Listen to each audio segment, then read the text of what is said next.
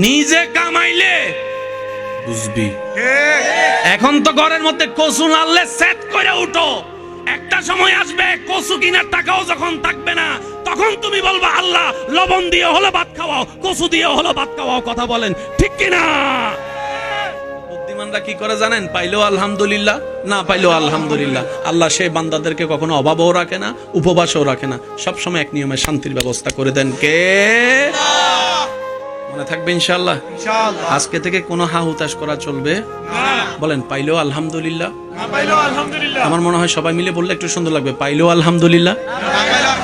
আমাদের কোনো নির্দিষ্ট কোনো চাওয়া, আমাদের পাওয়া, আমাদের স্বপ্ন সবকিছু মুনিবের নামে ছেড়ে দিলাম।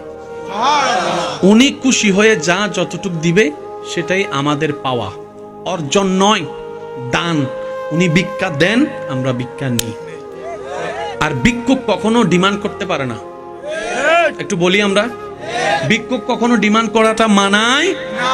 ভিক্ষুকের কাজ হচ্ছে ভিক্ষা চাওয়া, মালিকের মর্জি মোতাবেক মালিক দিবে।